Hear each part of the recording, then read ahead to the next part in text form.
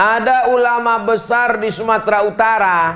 Waktu itu seorang sultan dari kerajaan Langkat namanya Sultan Musa.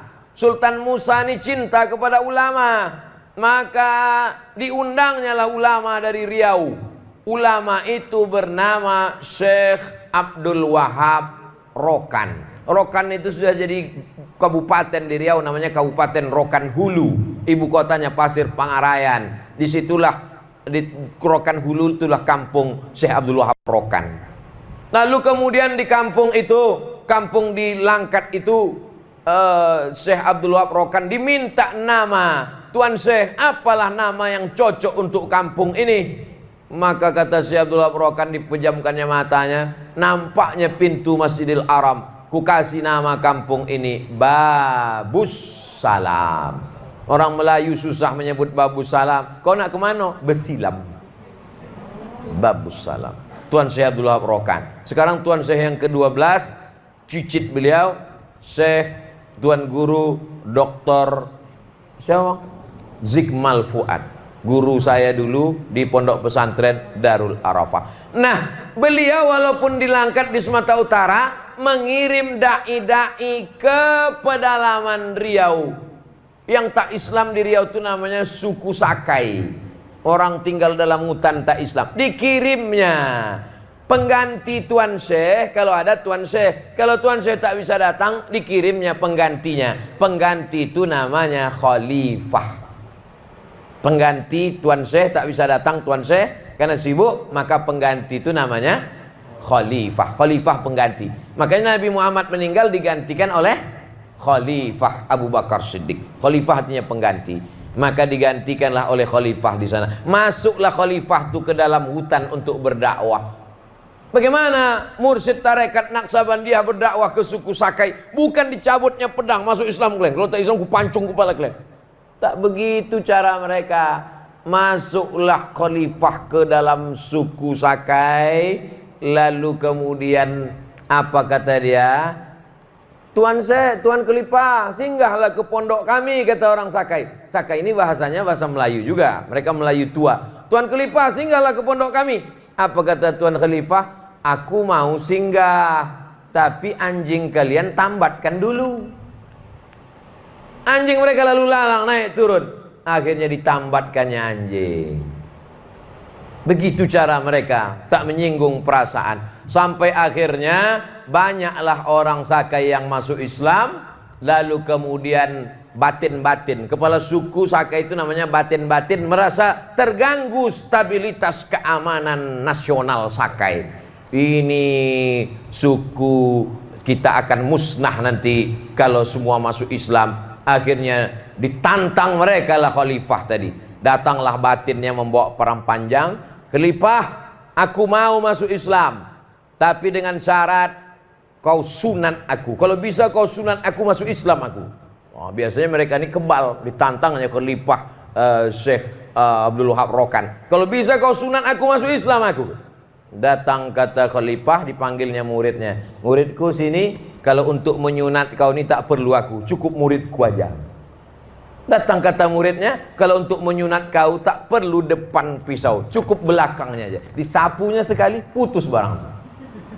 Itulah asal muasal masuk Islamnya suku Sakai. Ditulis cerita itu dalam sebuah buku yang ditulis oleh UU Hamidi, budayawan Riau, dicetak di Pustaka UIR Press Universitas Islam Riau. Judulnya Kontribusi Tarekat Naqsabandiyah dalam mengislamkan suku primitif suku Sakai. Jadi orang Sakai hampir semua sudah masuk Islam, ada sebagian yang tidak. Jadi mereka masuk Islam itu dengan cara yang lembut, dengan cara yang santun.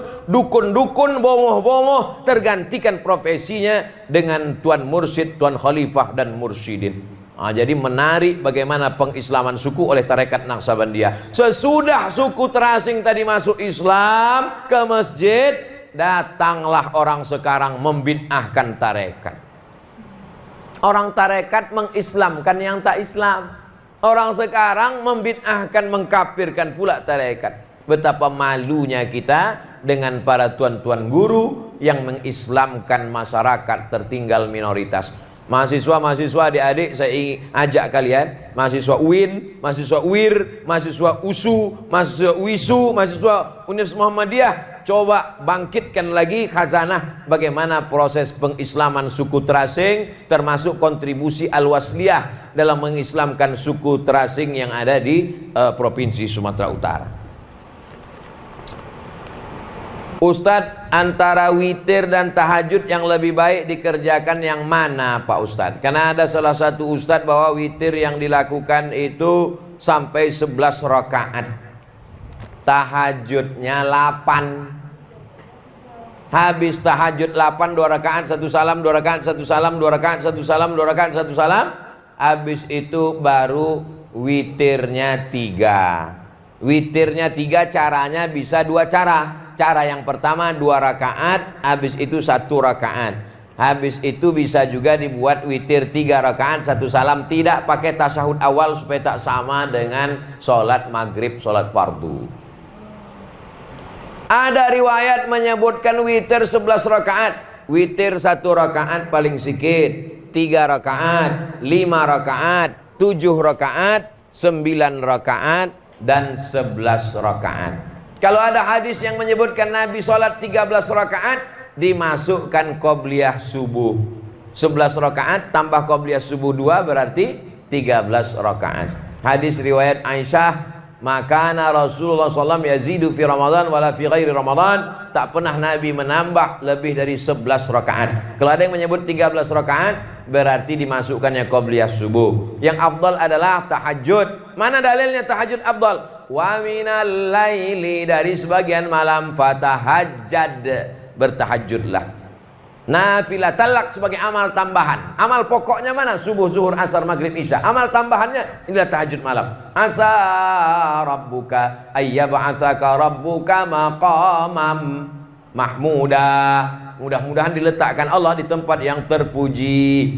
Witir Pak Ustadz, witir juga baik. Innallaha watir, Allah maha ganjil. Yuhibbul witra, Allah suka kepada yang ganjil-ganjil. Itulah dia sholat witir. Kita pun buka puasa, bilangan kurmanya ganjil. Kau udah buka puasa? Udah. Berapa kurmanya? 3 kaleng. 3 biji, bukan 3 kaleng. Ustaz, apa hukumnya apabila saya membaca Quran melalui HP? Dikalau saya maaf lagi halangan. Perempuan yang berhalangan tak boleh membawa Quran, tak boleh memegang Quran. Kalau di handphone Pak Ustadz, Qurannya tak dipegang, maka boleh dia tengok handphone, dia baca. Perempuan yang hafal Quran, mengulang hafalannya dalam hati, maka dia tengok tulisannya. Quran, apa nama aplikasinya? Nama aplikasinya Qoro'a. Cara mendownloadnya Pak Ustadz, buka Play Store. Setelah itu tulis di situ Qur'aa. Qur'aa. Namanya Qoro'a. Yang punya ini jamaah kita. Qoro'a, belajar Quran dan ibadah. Aplikasi ini bagus. Dengan Qoro'a ini kita bisa mendengarkan bacaan hafalan kita. Kalau salah dikasih taunya. Nama handphonenya smartphone. Handphonenya cerdas, yang punya tak cerdas. Smartphone. Jadi kalau kita salah dikasih taunya, kau salah, kau salah, kau salah, kata dia. Nah, namanya Qoro'a. Dan ada di situ Quran, lalu dibuka. Bisa juga Quran digital. Ah, ditengok Quran, baca. Jadi kalau ada Quran di handphone kita, Pak Ustadz, boleh kita bawa handphone ini masuk WC? Boleh. Tapi padamkan dulu. Pas gelap tuh baru masuk WC. Jangan pas terang nampak, ya ayyuhallazina amanu. Nggak boleh. Padam dia, gelap, baru masuk ke dalam WC. Mana boleh Pak Ustadz? Boleh, karena dia mati.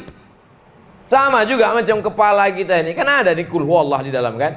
Kul huwallah, kul ayyuhal kafirun, kan ada. Waktu kita masuk WC kita tinggalkan otak ini di pintu, kan tidak? Kalau ada orang melarang membawa handphone yang ada Qurannya masuk WC, tak usah marah-marah, suruh dia nanti pas masuk WC kau tinggalkan otak kau di pintu. Karena walaupun tak 30 juz, insyaallah juz 30 kan ada juga di situ. Yang tak boleh itu berbunyi dia. berbunyi dalam WC itu baru tak boleh. Itu makanya jangan sampai nada panggil, nada dering ayat. Bismillahirrahmanirrahim. Iya, perlu pas di ruang tamu, pas di WC berbunyi ayat Quran dalam WC, berdosa kita. Tak boleh nada panggil itu ayat Quran. Kenapa? Putus. Bismillahir, halo, putus, berubah maknanya. Nah, ini semua adalah pelajaran bermakna. Jadi boleh sholat menengok Quran, sholat sunat. Nah, jadi kalau sholat tahajud malam, abangku tengok ayatnya kulhu aja. Besok malam kita tes 1 juz. Memang hafal abang Quran, kau tengok aja besok. Rupanya aplikasi.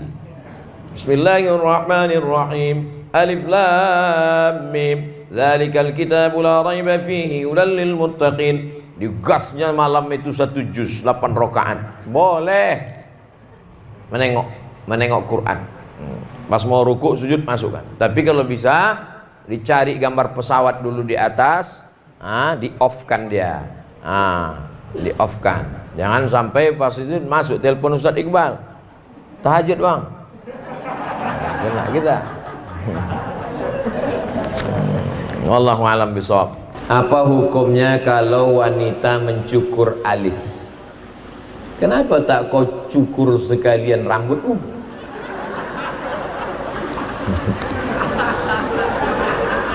La'anallahul wasimat. Allah melaknat perempuan yang tukang buat tato. Wal mutasimat, minta buatkan tato. Orang-orang Arab Badui perempuan sampai hari ini pakai tato. Nanti kalau pergi umroh, coba tengok perempuan Badui yang di sininya ada hitam-hitam. Di sini sampai di sini. Di sini. Mereka pasti pakai tato sampai hari ini. Allah melaknat tukang buat tato, perempuan minta buatkan tato, wal mutanammisat, mencabut, mencukur, membakar, mengotak-atik, wal mutafallijat, mengotak-atik gigi, memotong, merapatkan, menjarangkan dan lain-lain. Wal mughayyirat, merubah ciptaan Allah, menyulam, menyuntik, kecuali yang tak layak menjadi layak boleh. Yang tak layak, ada orang giginya tak layak, menengok dia senyum kita tak tidur 3 malam. Itu kalau macam itu boleh. Merubah yang tak layak jadi layak boleh. Tapi yang sudah layak, yang sudah normal menjadi abnormal, menjadi tak normal, maka tak usah. Kau cantik bukan karena alismu yang di otak-atik dibelok, bukan. Setan punya kerja. Orang yang sudah oplas sekali, operasi plastik, dia mau sekali, 2 kali, 3 kali, 4 kali, 5 kali. Potong sini, suntik sini, tambah sini. Akhirnya mukanya yang asli cuma 1% aja. Yang lain tuh plastik semua, kresek semua. Bulu mata, ada orang bakar sampah, layu. Saya sarankan, saya sampaikan kepada semua muslimat, jangan kalian otak-atik. Kalian cantik bukan karena operasi plastik, tapi karena tahajud tengah malam, karena zikir, karena merasa cukup dengan pemberian Allah Subhanahu wa ta'ala. Keponakan saya perempuan, anak kemanakan saya perempuan, saya sampaikan, tak usah kalian otak-atik ini.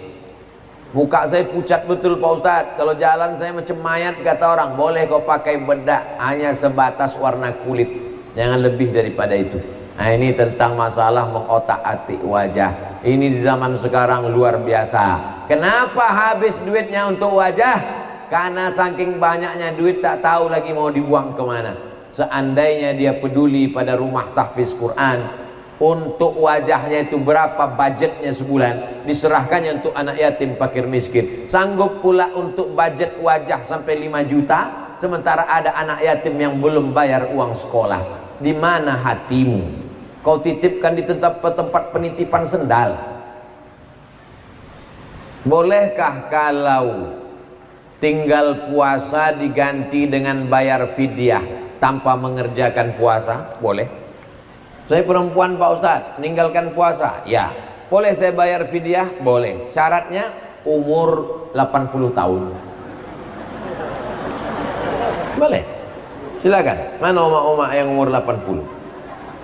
Syarat yang kedua Pak Ustadz, sakit di Ramadan tak sehat-sehat sampai mati. Dalilnya Pak Ustadz, wa 'alal ladzina yutiqunahu fidyatun ta'amu miskin. Orang yang tak sanggup puasa di Ramadan, Syawal, Zulqa'dah, Zulhijjah, Muharram, Safar sampai mati tak sanggup karena tua renta, karena penyakit akut, fidyatun ta'amu miskin, bayar fidyah saja. Kalau sehat Pak Ustadz, qadha, ganti. Jadi yang dua ini boleh, tua renta dengan sakit tak sembuh-sembuh.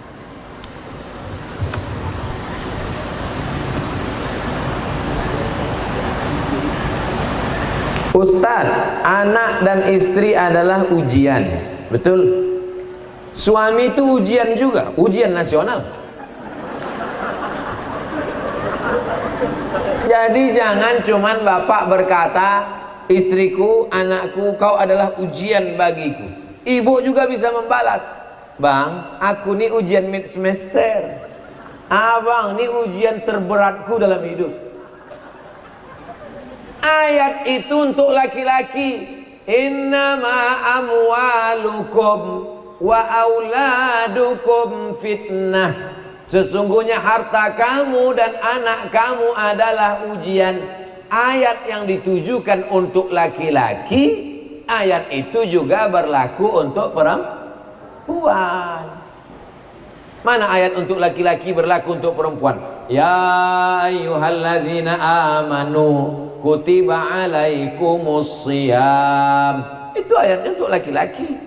Mana ada untuk perempuan? Kalau perempuan bunyi ayatnya tak begitu. Ya ayyuhalladzina amanu kutiba alaikunnas shiyam. Nanti kalau ayat ini dipahami hanya untuk laki-laki, banyak ibu-ibu tak puasa. Ibu tak puasa. Ayat itu untuk laki-laki, guys. Bukan untuk perempuan. Ayat yang ditujukan untuk laki-laki, maka perempuan juga masuk di dalamnya. Zuyyina linnasi hubbus syahawati minan nisa. Laki-laki itu diuji dengan syahwat kepada perempuan. Kebalikannya, perempuan juga diuji syahwat kepada laki-laki. Begitu pemahaman ayatnya. Jadi kalau istri dan anak adalah ujian bagi suami, maka sesungguhnya suami juga adalah ujian bagi istri. Ujian suami menghadapi istri, ujian istri menghadapi suami. Macam-macam suami, macam-macam pula ujiannya. Aku berat kali ujianku nih Pak Ustadz. Macam mana lakimu? Tak balik-balik dilarikan pelakor. Ujian. Mudah-mudahan bapak-bapak semuanya soleh-soleh insyaallah. Amin. Kalau suami ibu selalu pergi karena sholat berjamaah, karena iktikaf di masjid, karena berdakwah, bersabarlah, ibu dapat pahalanya. Bandingkan dengan tetangga ibu yang suaminya tak balik-balik main gaple, suaminya tak balik-balik mabuk sakau narkoba, suaminya tak balik-balik berzina. Ujian macam-macam. Apa solat memakai masker, apakah solatnya sah? Solat pakai masker karena wabah COVID, solatnya sah. Allahu Akbar. Tapi kalau sujud hidungnya tak nempel ke lantai Pak Ustadz. Hidung menempel ke lantai itu hukumnya sunnat, bukan rukun, bukan syarat, bukan wajib. Ketika kena COVID, hidungnya tak kena ke lantai, kena ke masker, sholatnya sah. Ada hadis mengatakan kalau wajah tertutup maka sholatnya tak sah. Hadisnya dhaif. Hadis dhaif tak bisa menjadi dasar hukum. Hadis dhaif hanya bisa untuk motivasi amal, fadhail amal. Untuk jadi dasar hukum tak bisa. Orang yang sholat mata kakinya tertutup, sholatnya batal. Hadis dhaif, tak bisa jadi dalil hukum. Orang yang wajahnya tertutup pakai masker, sholatnya tak sah. Hadis dhaif, tak bisa jadi dasar hukum. Maka bapak ibu yang pakai masker, sholatnya sah.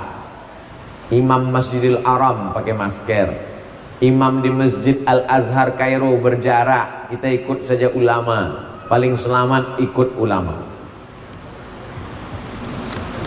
Minta tolong Ustaz doanya agar kami tetap sabar dan istiqomah dalam beribadah, khususnya menghafal Quran, agar jadi hafiz Quran yang paham serta mampu mengamalkan Quran. Satu hari satu lembar, 10 hari 10 lembar, satu juz 10 lembar. Kalau satu hari anak tahfiz Quran menghafal 1 lembar, maka 1 bulan dia hafal 3 juz. Berarti 10 bulan dia hafal 10 juz. Berarti kalau setahun dia hafal 36 juz. Quran mana itu 36 juz? Secara teori menghafalnya mungkin bisa, tapi murojaahnya, mengulangnya, kita tidak mendidik mereka menjadi orang penghafal Quran lalu melalaikan Quran. Kita tidak mendidik mereka menjadi penghafal lalu melupakan Quran. Jadi kalau ada orang mengatakan menghafal Quran 3 tahun, bukan menghafalnya, murojaahnya sehingga mutqin, mengulang hafalan yang lama sehingga dia menjadi orang yang hafal, betul-betul hafal. Kita doakan dalam 3 tahun ini anak-anak kita menjadi penghafal yang mutqin. Amin. Bangkitkan semangat kalian anakku.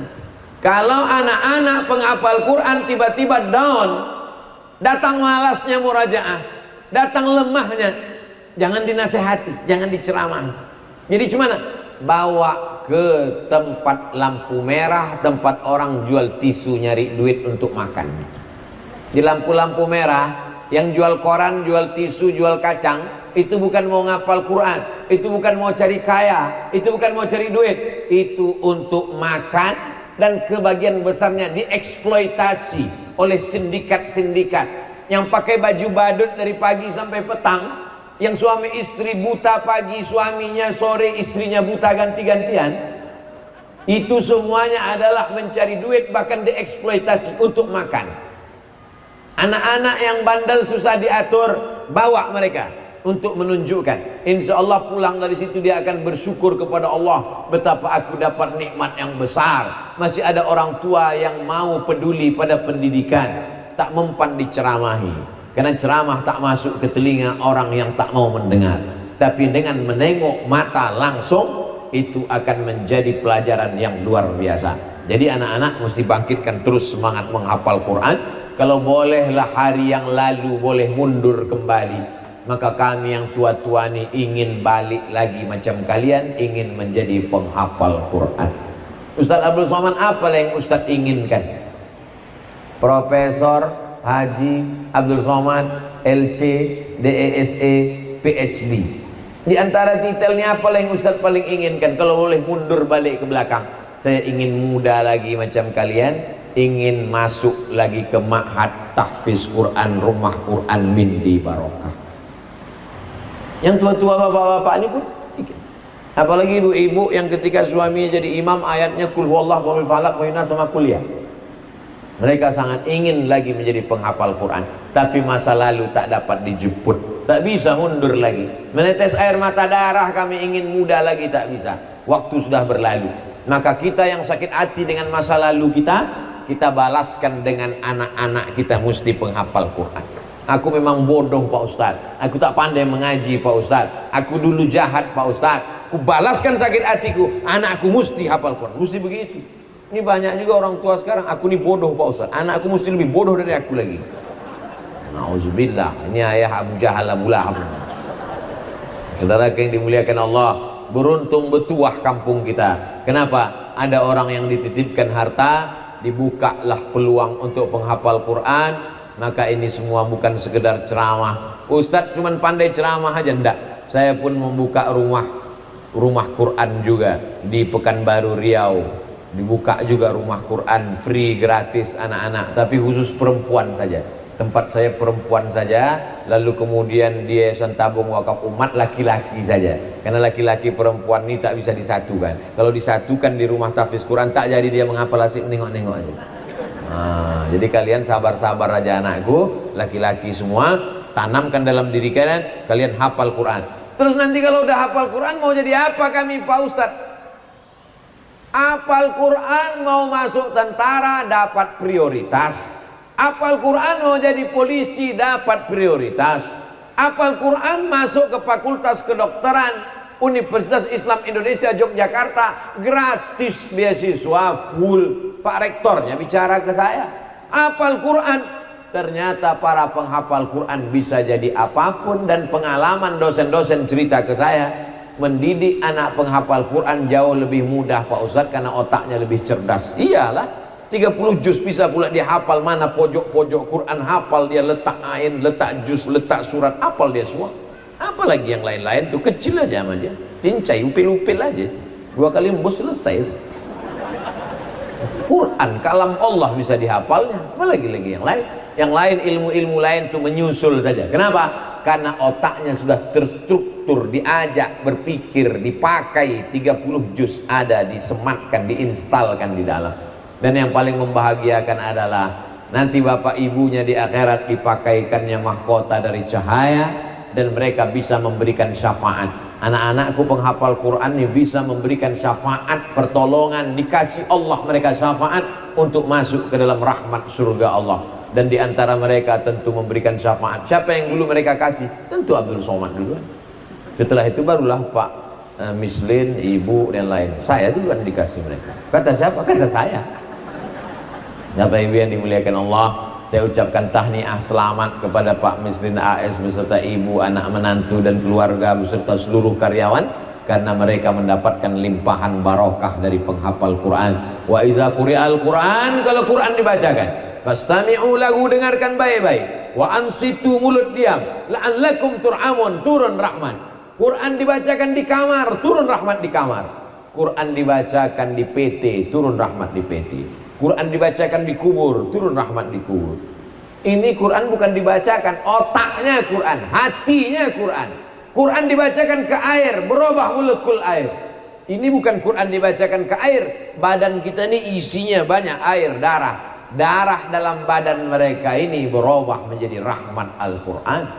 Maka mudah-mudahan dengan adanya rumah tahfiz Quran, rumah Quran, turunlah keberkahan-keberkahan insyaallah. Kapan waktu sholat sunat isyraq? Sudah terjawab.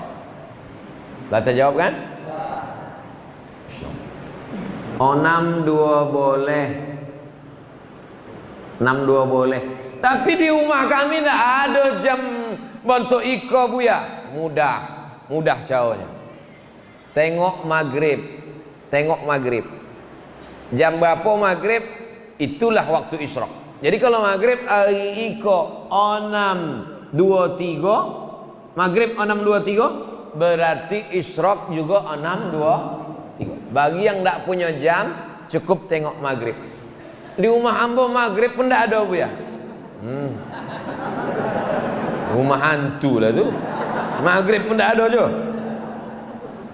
Tentang mandi besar bulan Ramadan, kadang mandinya kesiangan.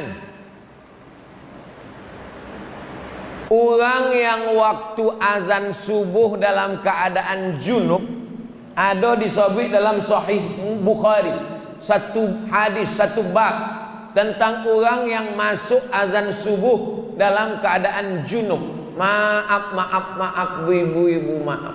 Ada orang tua mungkin tak sopan. Kau masalah fikih yang mau jolehkan. Malam tu nya junub. Lalu kemudian pas azan subuh tu nya junub. Inya berniat, nawaitu shauma ghadin an ada'i fardhi syahri Ramadan hadis sanatillah taala. Puasanya sah. Hadisnya sahih tentang orang junub masuk azan subuh dalam keadaan junub, puasanya sah. Nanda boleh itu sesudah azan subuhnya junub.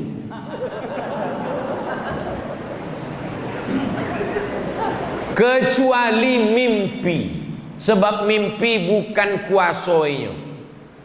Loloknya, lah itu mimpinya. Junubnya sebab mimpi. Itu puasanya tidak rusak. Sebab mimpi bukan, mimpi mana bisa dipesan, tidak bisa di request mimpi. Ambo tidak mimpi kering, nak mimpi basah, tidak bisa di request. Boleh. Apa pandangan Ustadz tentang jamaah tabligh? Jamaah tabligh kok orang membawa nama, tidak ada yang menyebut jamaah tabligh. Tabligh sebabnya menyampaikan ke pintu-pintu rumah orang. Ayo solat pak, ayo ke masjid pak, tabligh. Maka jamaah apa tuh? Tabligh. Deknya kemana-mana membawa kompor, disobek orang jamaah kompor. Ada orang menyebutnya jamaah KUPJ gitu. Apa KUPJ? Kelompok ustad panjang janggut gitu. Aduh menyebut. Inyo ndak ada menyebut dinya jamaah tabligh. Ini jamaah adalah jamaah sunnah. Itu yang tepat. Sunnah artinya inyo mengajak orang mengamalkan sunnah. Inyo ndak tabligh akbar. Inyo ndak ceramah. Inyo mengetuk pintu-pintu rumah orang. Assalamualaikum pak. Waalaikumsalam. Ayo ke masjid pak. Waang alun lahir ambulah ke masjid. Pesan. Assalamualaikum Pak Haji. Waalaikumsalam. Pak Haji, ayo kita ke masjid.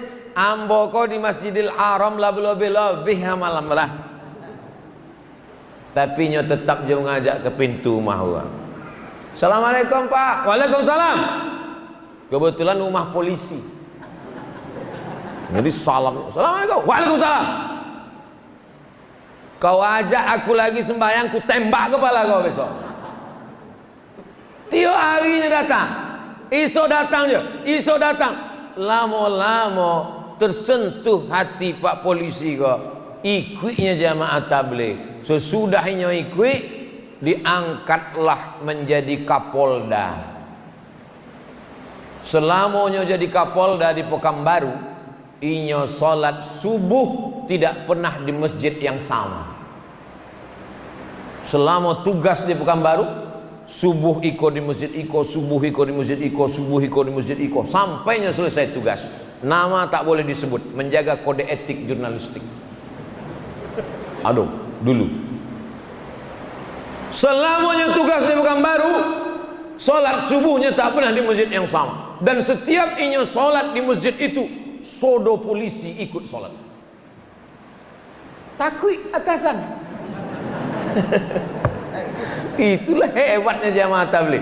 Kalau Abdul Somad sesudah orang ramai di masjid, ramai barunya ceramah. Kalau jamaah tabligh enggak, pintu-pintu preman-preman yang bertato, yang pakai antingnya itu dipanggil semuanya. Maka banyak artis-artis tobat. Ustaz Dery Sulaiman tuh itu pemain gitar di Bali dulu. Itu tobatnya tuh deh jamaah tabligh. Artis-artis metal bertato. Ada orang bertato, biji matonya pun ditato. Bertobat deh jamaah tabligh. Jadi kalau ada orang menyebut jamaah tabligh kok sosek, inyo sosek. Jamaah tabligh berjubah, Nabi berjubah. Jamaah tabligh pakai sorban, Nabi pakai sorban.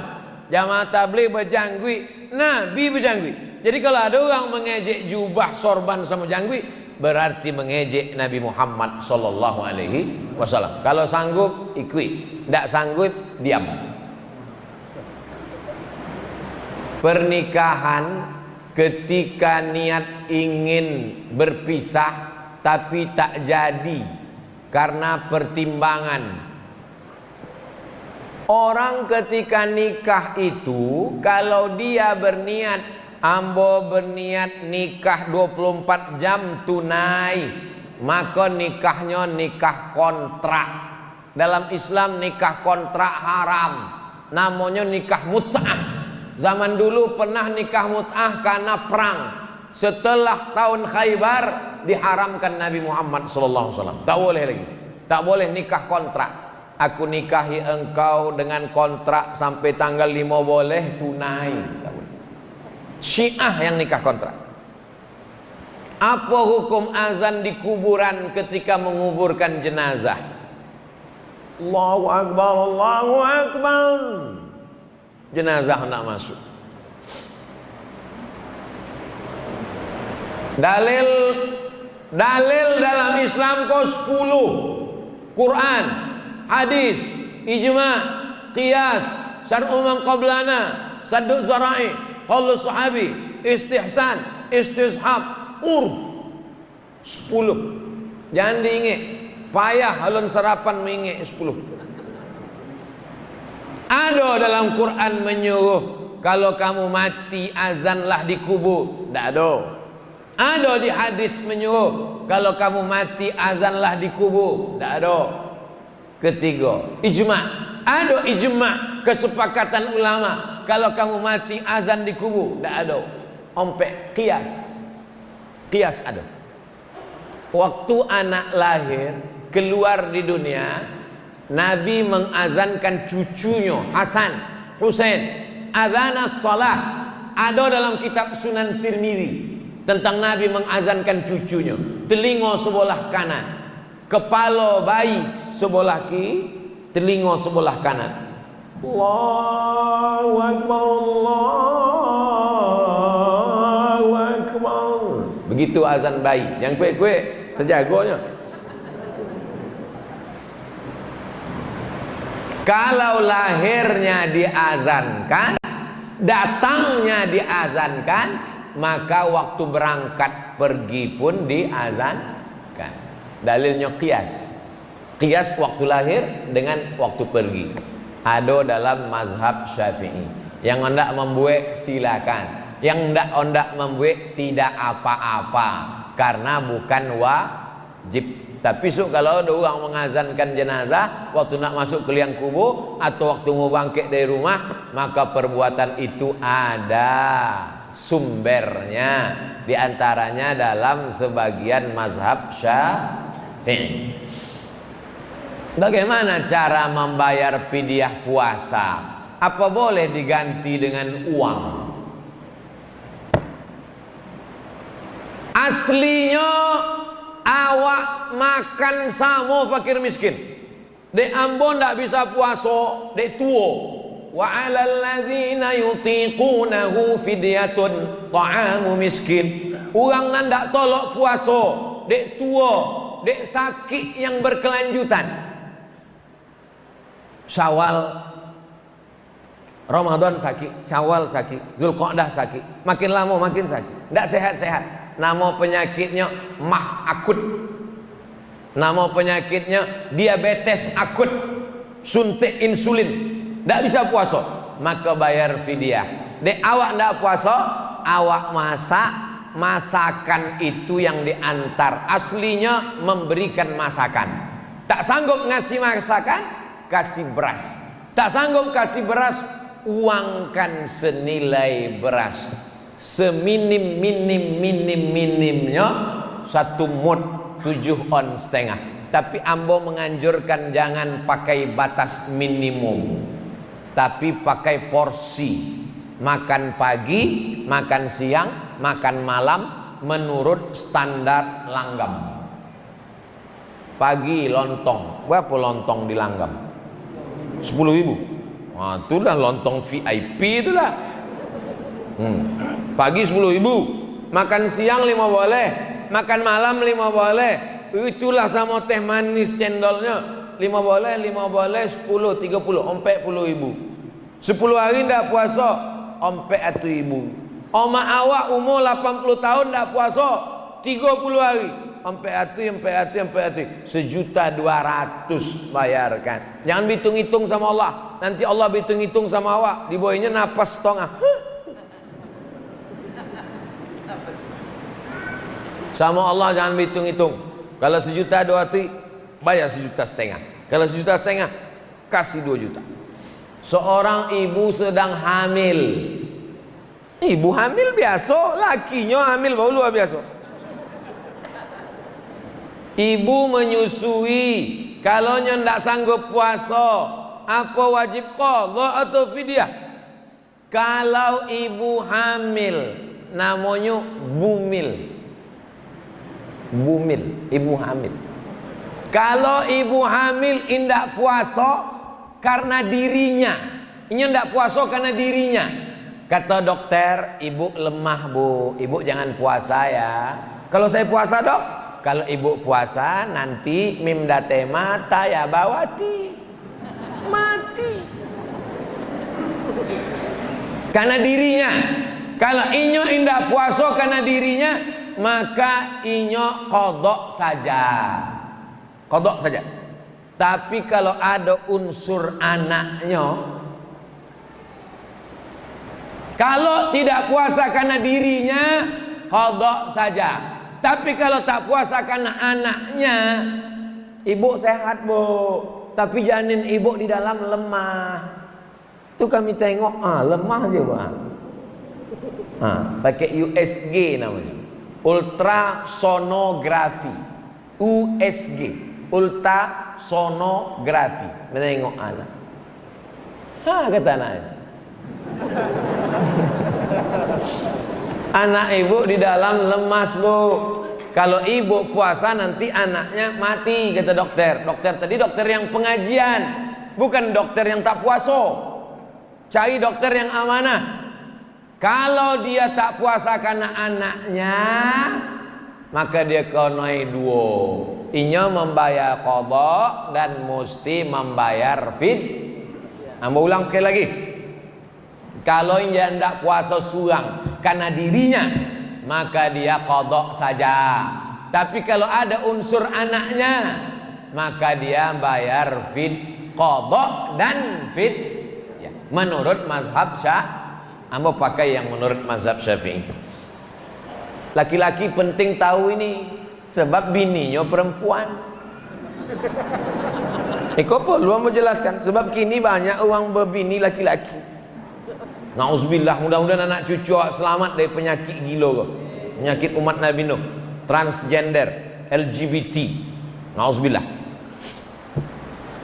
Man mata, siapa yang mati, wa alaihi siyamun, punya utang puasa, soma anhu waliyuhu, siapa yang mati punya utang puasa, maka ahli warisnya wajib mengganti puasa. Ibu-ibu yang banyak utang puasa, ganti puasa.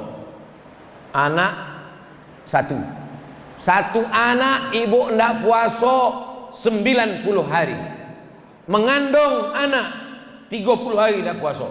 Menyusukan tahun pertama 30 hari tidak puasa. Menyusukan tahun kedua 30 hari tidak puasa. Satu anak 90 hari tak puasa. Ondak mengganti tahun muka, adiknya menyusul.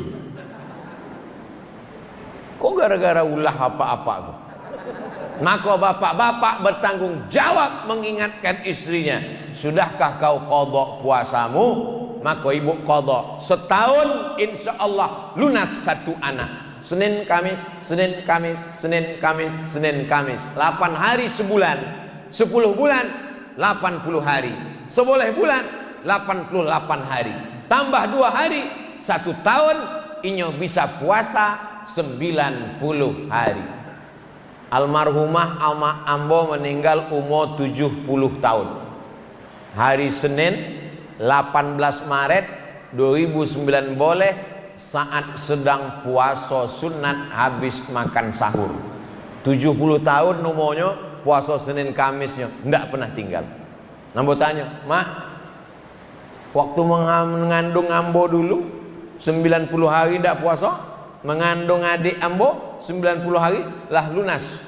Lunas Ambo ganti dengan Senin Kamis. Niatnya qadha. Niatnya jangan puasa sunat.